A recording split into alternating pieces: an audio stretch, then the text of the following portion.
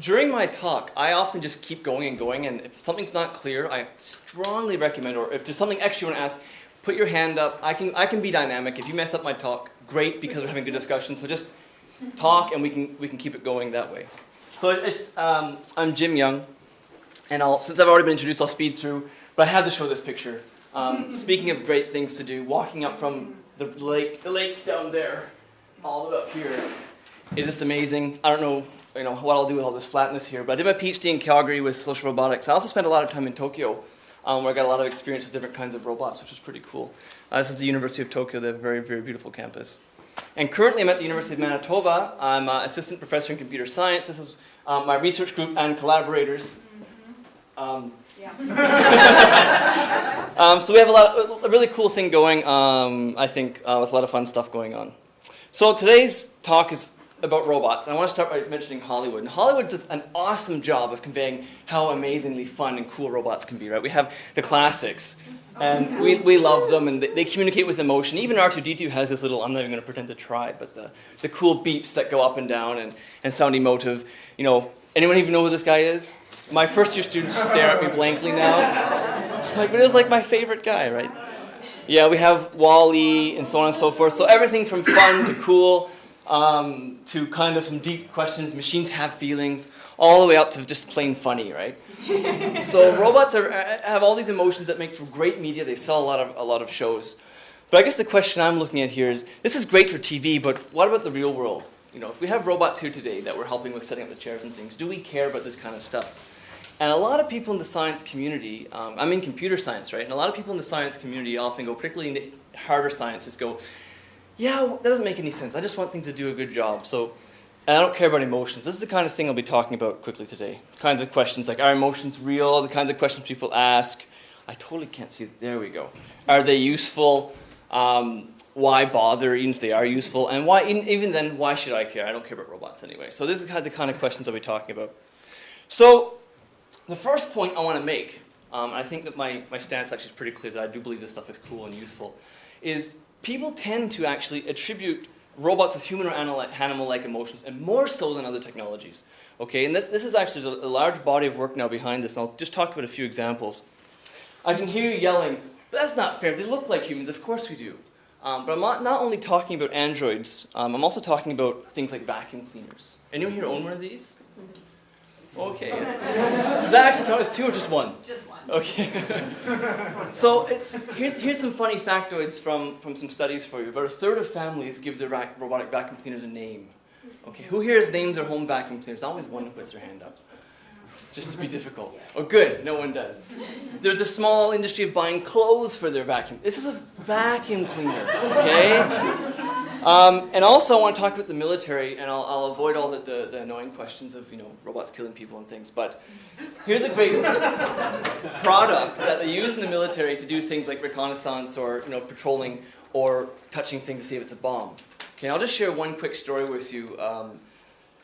In Afghanistan, I believe, there was a group that were using one of these robots and they'd send them out on trips. And they named this robot Scooby-Doo. They're professionals, right? Military professionals, tough guys. They named the robot Scooby-Doo. And one day it hit an IED, blew up. Great, the general comes by, or whatever the commander is, I'm not a military person, and said, oh, wonderful, it served its purpose. It's only $100,000, nobody died. Wonderful, let's buy you a new one. But the crew, it was a big problem. The crew said, no, they collected all the pieces. They wanted Scooby-Doo fixed. Okay? No, we don't want a new one. We want it fixed. So something weird's going on, and something that's a bit stronger than we're familiar with traditional technologies. I mean, we get attached to technologies anyway, particularly people in their Apple products or their expensive laptops. But there's something a little different going on. And in my own work, I'll just show this video that we did this summer. Actually, Jem was involved in this work. Please ignore the captions of videos out of context. We have this flying robot that was designed and programmed to move around in different patterns. And we did this short study where we brought people in and got them to simply just talk about it. So this robot's doing all kinds of different motions. It's just a flying cop. This robot's moving around. Keep in mind, this is simply a piece of machinery moving around and making insect-like noises because it's spinning really fast. It's all that this is. But we designed it with different kind of movement characteristics, soft, looked heavy, looked light, this kind of thing, where Jem, I should say, designed these motions. And then we did a short study where we brought people in, we sat them down at a table, and we showed them 16 different motions and parameters, and asked them, just describe them. we did say that why is it trying to communicate? So there was some bias here. But here's the kind of things that happen. It's a boy. Okay. A shy boy. Okay, you think it's shy. Like moving in a certain direction, I feel like we want to point at something in this direction. I think like spinning along in a circle like this, we want to capture the attention. Okay. Yeah, for example, going backward, it's afraid or refusing something, yeah. it's scared or something. So that's my point, though. People do tend to attribute robots with animal-like characteristics more than other technologies. So that's there, okay? Regardless of what you think about robots and emotion, that's there. So the next question we think about is, okay, well, if that's there, can we leverage this phenomenon? Can we use it? Can we use this in robot interaction? Can we take advantage of this in somehow? So there's a whole field of computer science and psychology called human-robot interaction, which basically looks at this question here. And here's some things that I've done. This is ages ago, as you can tell from the wonderful music. So we have this robot, you have them in your homes, particularly this model here. When it had a problem, it would blink orange, orange, red, or something ridiculous. And you're like, I don't know what's going on. So people just kick it or take the battery out and try again.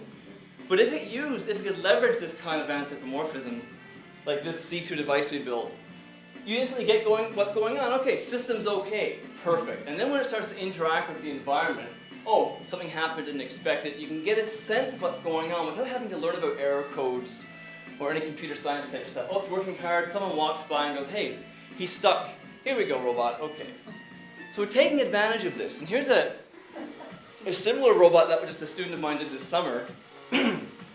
Same idea. How does the robot communicate? Well, let's give it a tail. It's kind of ridiculous, right?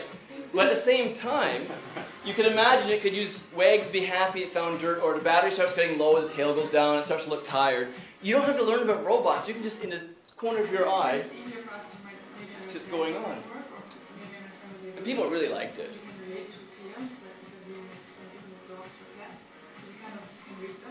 I really loved it when it was dragging it in fast. It made me smile as well.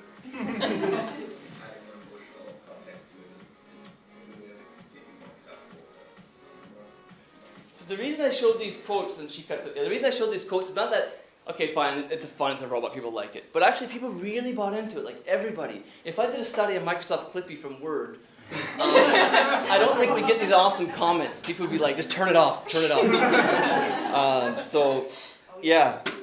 And I'm showing this is not my project. Who's here seen this guy before? Okay, his name's Keepon, he's pretty awesome, look at it. So these researchers are looking at how we can just use motion and rhythm to elicit affect, okay, to make you feel good, to make you feel pleasurable. So, okay, fun little project, but here's what's really neat about this project. He took this little, these researchers, Hideki and Merrick from MIT, applied it and they found that they can use it with early childhood development. Trouble maintaining eye contact, a hard wall to break through. So you have children that don't like to interact with adults because adults are really intimidating and scary. Facial recognition software. And so we have therapists who can work through this robot and, you know, again, people anthropomorphize robots, let's leverage this. Now we have a therapeutic tool that we can use to work with children with developmental disorders. So this is a real impact. So these are just a couple examples of an entire field where we can leverage this kind of thing for easy to understand interaction for all kinds of different kinds of things. And I said kind, I think, 6 times in that sentence. So moving to my next point, and this is where I think things get kind of fun, kind of vague, but kind of fun, crazy. So if robots are seen as social actors, and actually there's a whole body of literature that shows that people really treat them that way, then the floodgates open. There's all kinds of really crazy questions we can look into. This is really neat. This guy's a seal robot. Have you heard of Pero before? He's a seal robot, and it's about $10,000 product right now, which sounds crazy, but for a hospital or a care home, it's not. Giving this robot to someone in a care home where you cannot have pets because of cleanliness issues and allergy issues, people recover faster. People with dementia become much happier and have higher functioning. Children get better faster after surgery. It's just a machine, guys, right? But it has fur and it's warm. And we like to play along. We like teddy bears. We like movies. We like to play along. It works. So there's a lot of work in using robots for comfort. And the whole field of android science is wild. That's dramatic or it's extreme. So here's a guy that is an android himself. But using these, we can ask a lot of psychological questions as well, and sociological questions. And he brings up a great one in the next little bit here. Imagine, for instance, you have someone like this sitting at a kindergarten telling stories. It doesn't have to be my face, it could be another face. And then the robot will tell your stories over and over and over and over again. Now, people usually object to this idea. And then I ask them, are you happy with a TV or a DVD set doing the same thing? And they typically say, oh, yeah. So you have all these kind of really crazy questions about, oh, we don't want robots, it's kind of cold, it's, you know, children should have people, but yeah, but they have a TV. So we actually have researchers who are in engineering and science building robots because they're the only people who can, and then turning around and asking psychology questions. So it's a really neat thing in android science. We also have the eeriness problem. This robot's really creepy. Why are certain machines creepy and why aren't they? He's trying to get up, right? He's trying to balance himself. So there's the whole question about why some machines are creepy, and if they're going to be in my grandma's care home or in my home, right? We want to learn about this. So these kind of questions, and I actually want to show one from work I did this summer, actually close collaboration with Jem here. I'm curious what people will obey robots. Remember, here's a little robot we have here. This is my lab at university. It's just it's a piece of plastic with a computer inside, okay? It's less powerful than my laptop. It's just a piece of plastic with some motors and a computer inside. And these people know that. These people think this robot is intelligent. We told them. We unfortunately lied to them. And I'm wrapping up. And I want to show this video. Do I get a minute extra because of my sound problem? So we got the person renaming thousands of files, okay? So they want to quit. And then we got the robot pressuring them to continue.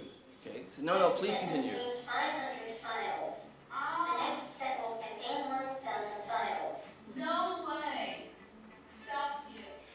So I like this example. What's really amazing is that the person really starts to engage the robot and try to logic their way through it. They start to go, they respond to the authority here. This set contains 1,000 files. The next set will contain... But we're talking like an intelligent, educated, young, healthy person who should know better. It's just a machine, but they're really engaging it. They're buying into it and not wanting to.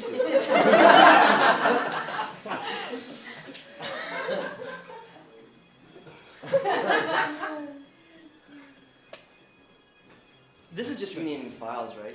But if your robot was asking like medical type stuff or things in the military, these are really important questions we can be asking. He's starting to logic his way through it.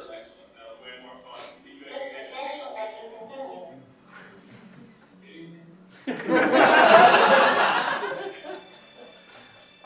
So the robot actually only prods 4 times, and after the 4th time, it's over.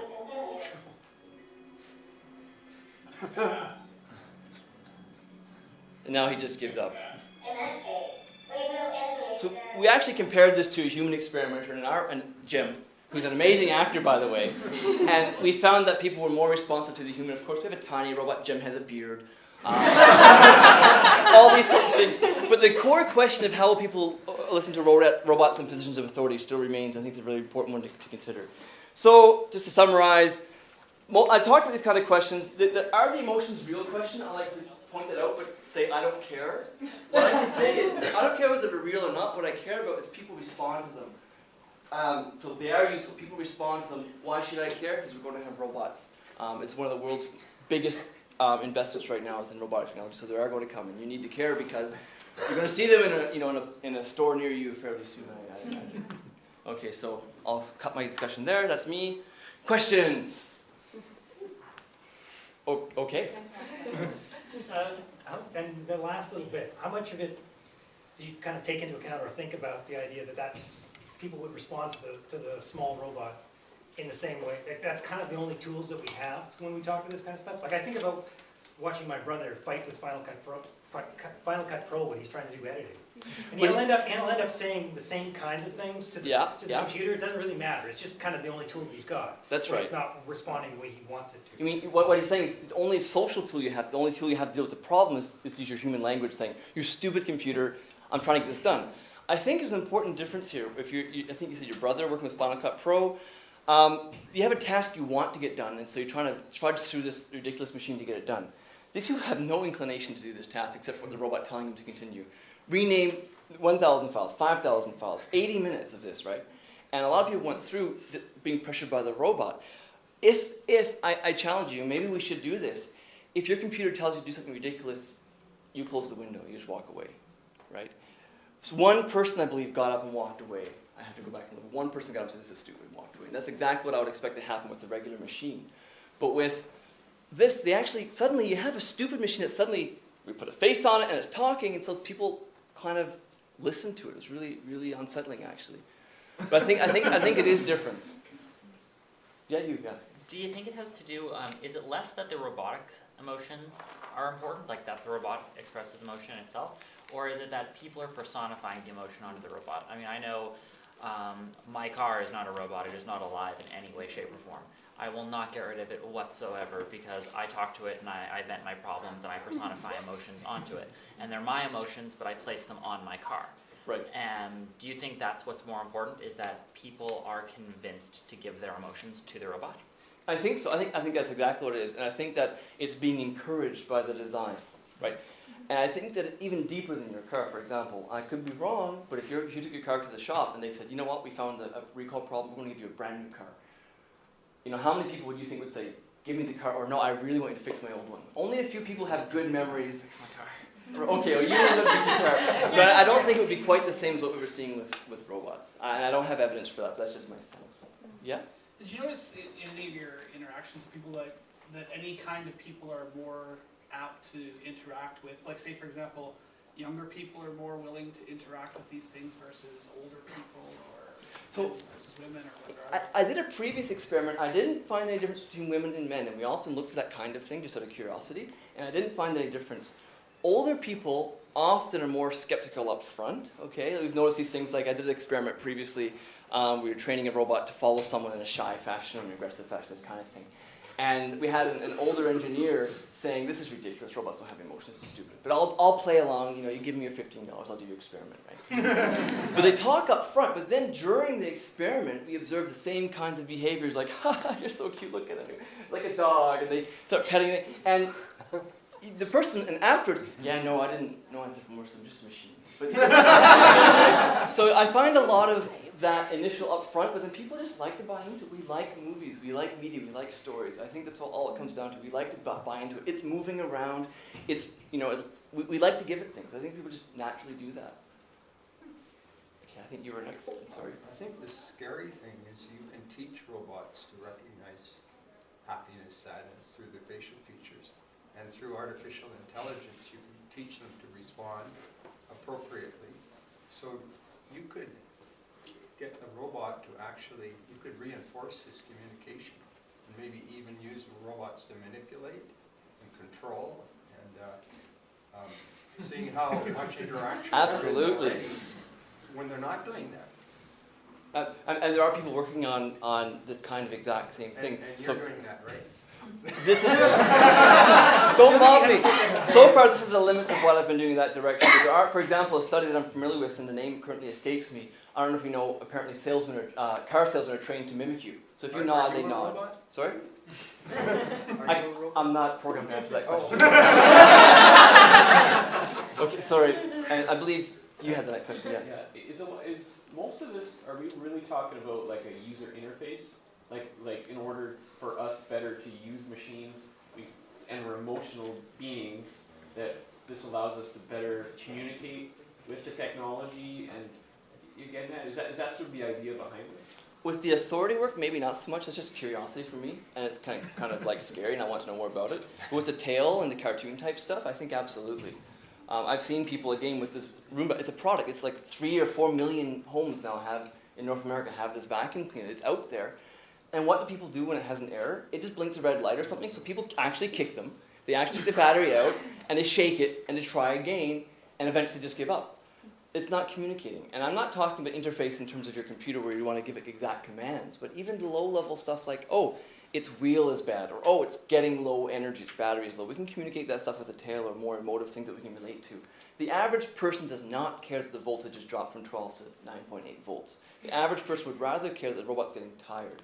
Does it make sense? It doesn't matter if it's actually tired or not. The truth behind it doesn't matter. What matters is the person understands some representation of what the robot is going through. But it's like, yeah, it's a more intuitive way of understanding the technology. So, or more like, familiar. If you were to give my mom a computer, like even today, she'll have a hard time figuring out how to do emails and all that. But if she could interact with it in more of a natural way that people are normally used to, her existing skill sets. Or a car that has new types of technology, instead of having to push buttons and do some sort of fancy whatever, if it were to start talking, interacting in an emotional way, that more people would be able to. Knight Rider. Yeah.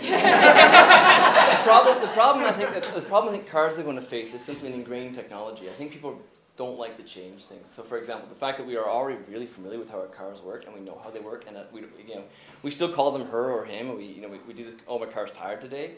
But if the car starts breaking exactly what's going on, start talking to you, I'm not convinced. I personally get really annoyed by car navigation systems that talk to me, and I spend a lot of time in Japan. They even bow. They're like, "Oh, turn right," turn left, and you're just like, "Shut up! Just give me an arrow." But I think it's not as simple as we should always use it either. But yeah, I think it's very effective, and we use it. Right now, it's the early stages of this stuff, so we're really pushing it forward. And part of the question is going to be, Clippy, when do we pull back? When do we just say, that was a dumb idea, let's leave it? Yeah? 2 points. To build off the car setup, I think that might have more to do with where we feel we are in control. Because with your car, you're driving it, you're leading it, you're responsible. If the car is communicating with you and actually bowing, it becomes an interaction, and you're having, no, maybe I don't want to go left, or maybe I want to hit drive through or something, and you're having to communicate it and maybe even convince it, and you don't feel quite as though you're in control. The car is in control, you're convincing it where to go, you're leading it and communicating it. That's an extremely good point. You'll have your second point. I want to mention that if there's any philosophers in the room, Heidegger's embodiment or Heidegger's of-hand and at-hand type tool use explains exactly what you're talking about. Where when you're in the car, it becomes part of you once you're familiar with it, and you don't think about it. You're not giving it commands. It's part of you. And I think that, you hit the nail on the head. I mean, and that can mean, like you're saying with like tool and extension of like body use. How many people have been driving with their knee while having a conversation and they talk expressively and they don't even realize it until how many shouldn't be, but no one are doing it. But like it's you're in control and it's part of you, of your body. And then on the topic of the reading emotions off your face, are there going to be set parameters that can actually calculate where to read in between the lines? Because I mean, how many people are happy or how many people would have, say, depression, but they're trying to put on a happy face, or they're grieving, they're trying to put on a strong face, so they're smiling, but their eyes aren't smiling? Unfortunately for all of us, we're actually pretty bad at thinking showing what we think we're showing. So there's I'm actually terrible with names, so if I forget any of your names, I apologize. But honest signals is a new upcoming thing, and I believe there's actually a paper in Nature about it, about this idea that we give these signals and we read these signals and we're not really aware of it, right? So honest signals, and I saw a keynote at a conference, Intelligent User Interfaces, an ACM conference back March. So there's computer science people looking at using honest signals and reading them. So that even if you don't think you're stressed, but you are, because we often lie to ourselves, right? I mean, I'm not, my father was always, I'm not angry. So that kind of thing.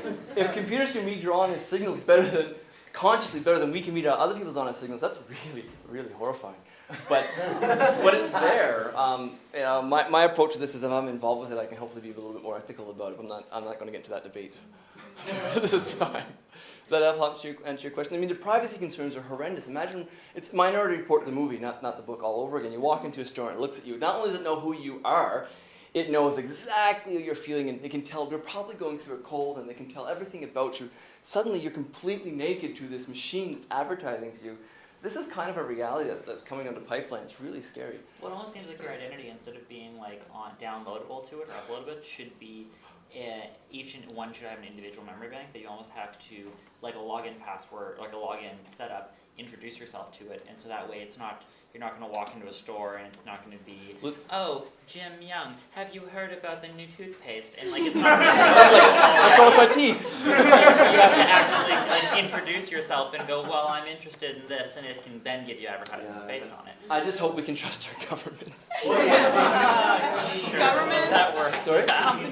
We need regulation, we need legislation. And actually, in the UK already, there's actually drafting robot responsibility and property rights and ownership. Things like if an autonomous robot damages a neighbor's property, who's responsible? I'm not involved in that, so I'm really naive, but I know that people are working on those kinds of questions already. If robots are getting to the point where they're going to be able to read our emotions or what we're thinking, and maybe even more honestly than other humans could read us, do you sort of foresee a future where robots are used in terms of things like working in capacities like as customs officers and in law enforcement, and when people are being Well, I mean, we're blurring the line between robot and emotion detection algorithm in general here, but I can tell you that already in a lot of airports they have computers watching crowds and identifying outliers. This person's walking in a way that's not consistent with what we expect. Maybe they're suspicious. Outside airport, like I've seen a video of a person walking around the perimeter of an airport, and if you turn on the filter, you see this person's walking outside the usual parameters, so maybe they're suspicious. This is already happening. We're already being checked against, what people expect from us. So it's already happening. Yeah. Not to add a level of fear to everyone.